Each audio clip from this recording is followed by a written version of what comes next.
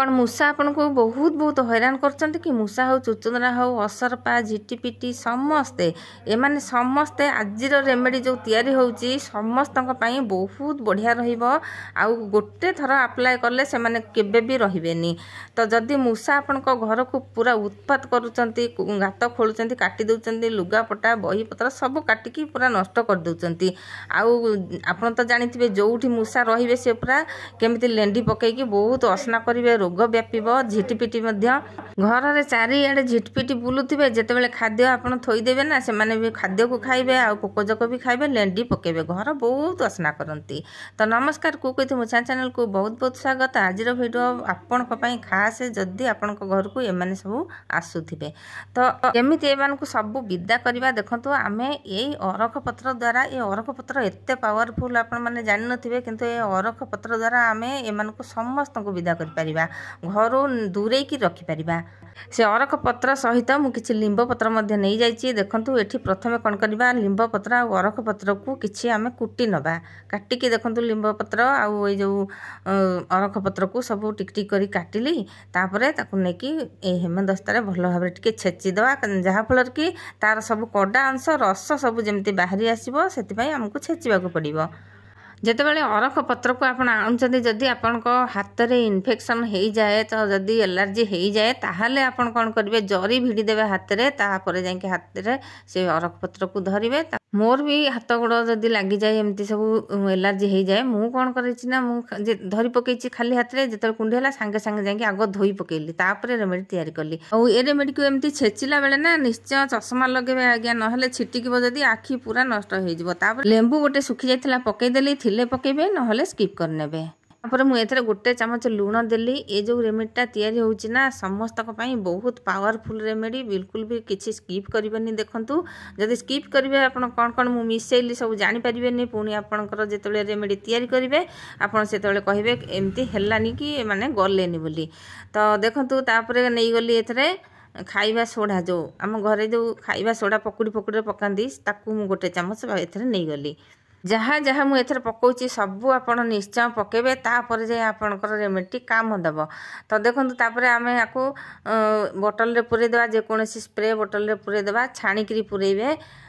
तापर एथरे नेथिलिन टैबलेट गोटे दबा जो गंध कर्पूर कहती से गंध कर्पूर मु गोटे नेनी फाळे नेइची गोटे दरकार ना अल्प टिके तैयारी होइची तो फाळे नेइची गरम पानी रे पकेदेली जहा फल कि भलो भाबरे टिके मिसी गला आउ ताकू पुणी भी छाणिया को पड़ियो जदि न छाणिबा से स्प्रे जो पाइप थाए ना से लाखिकी रहिबो बिल्कुल भी स्प्रे हबनी से छाणिया को पड़िबो। तो जदि आपण खाली बोतल रे पुरुचंती होल करके ठिपी रे तो सेमिति पुरे देले भी चलिबो। तो देखंतु एठी एमती स्प्रे करबा झिटिपिटी जगह जदि स्प्रे करबे बिल्कुल भी झिटिपिटी रहिबनी से जगह छाड़ी की पळै जिवो। असरपा हो पिंपुड़ी जंदा हो लाइव प्रूफ में देखैबी एठी ना जंदा ऊपर मु पकेबी एई स्प्रे को देखबे जंदा पूरा सेठी बेहोश हो जिवो। बुढ़ियाणी रे जदि पकेदेबे बुढ़ियाणी भी सेठी पूरा दरमरा हो जिवो आउ से जगह छाड़ी की चली जिवो से जगह रे आउ रहिबनी।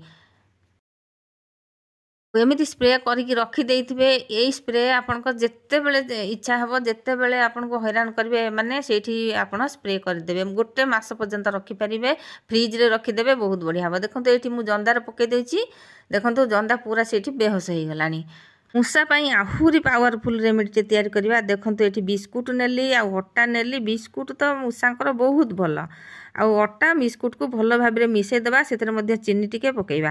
दर्शक बंधु चैनल रे जदि नुआ छथि प्लीज सब्सक्राइब करनेबे पाखे थिबा बेल बटन रे देबे ऑल मध्ये सिलेक्ट करबे जहा फल कि मु आगु जो वीडियो पकेबी आपण पाखे सर्वप्रथम पहुंच परिबा आ आपण भी तार फायदा सर्वप्रथम उठै परिबे। मु जे कोनोसी रेमेडी तैयारी करे आगे यूज करे जदि से रेमेडी हमर काम देला ताहले मु आपण मानक सहित शेयर करे। एठी देखंतु चीनी टिके नै गली तापर एठी नबा पावरफुल बटिका ये होउची जर बटिका आर बेसी गंध फंध ना गोटे गोटे बटिका थाए कैप्सूल गुड़ाक थाए केमती गोटे औषधिया बास्ना हुए किंतु आर तो न थाए एटा पूरा पकेदेले मूषा बिल्कुल भी जानी परिबनी ताकू जदि खाइबो ना बहुत बढ़िया भाबरे हमर रेमेडी काम करिवो। तो निश्चय आकू पकेबे आहुरी भी गोटे पावरफुल जिनस अच्छी पकेबी देखंतु।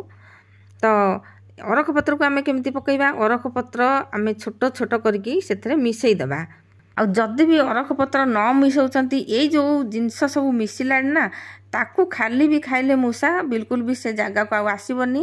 ଆପଣଙ୍କ ଘରେ ଯେକୌଣସି ଖାଦ୍ୟ ଜିନିଷ ଥିବ ସେ ଖାଦ୍ୟକୁ କେବେ ବି ସିଏ ମୁହଁ ମାରିବନି। ଦୋକାନ ଘର ମାନଙ୍କରେ ବି ମୂଷା ବହୁତ ହଇରାଣ କରନ୍ତି, ଜିନିଷପତ୍ର ବହୁତ ନଷ୍ଟ କରିଦିଅନ୍ତି। ଯଦି ଆପଣଙ୍କ ଦୋକାନ ଫୋକାନ ଥିବ ତ ଯଦି ମୂଷା ଏମିତି ବହୁତ ହଇରାଣ କରୁଥିବେ ସେଇ ଜାଗାରେ ଏମିତି ତିଆରି କରିକି ରଖିଦେବେ, ଦେଖିବେ ସିଏ ଯଦି ଖାଇବ ଆଉ ସେ ଜାଗାକୁ ବିଲକୁଲ ବି ଆସିବନି। ସୋଡ଼ାଟା ଯେଉଁ ମିଶିଲା ଖାଇଲା ମାନେ ତାର ପେଟ ଫୁଲିବ, ବଟିକାଟା ଯେଉଁ ମିଶିଲା ସେ ଖାଇଲା ମାନେ ତା ଦେହ ପୁରା ଗରମ ହେଇକି ଉଚାଟିଆ ହେଇଯିବ, ଆଉ ସେ ବିଲକୁଲ ବି ଚାଲି ବୁଲି ପାରିବନି, ମୁଣ୍ଡ ବୁଲେଇବ। ତାପରେ ଏଥିରେ ଦେଖନ୍ତୁ ଏଇ ପତ୍ରକୁ ମୁଁ ପୁରା ଛୋଟ ଛୋଟ କରିଦେଲି। ଦେଖନ୍ତୁ ଅସରପା ଦେଖନ୍ତୁ କେମିତି ଘରେ ଚାଲୁଛି। ଏସବୁ ଜିନିଷକୁ ଆମେ ଯଦି ଥୋଇଦେବା କେହି ବି ଏମାନେ ସବୁ ଆସିବେନି, ବିଲକୁଲ ବି ଆସିବେନି। ଯେଉଁ ଜାଗାରେ ଥୋଇଦେବା ସେ ଗନ୍ଧରେ ସେମାନେ ପଶିବେନି।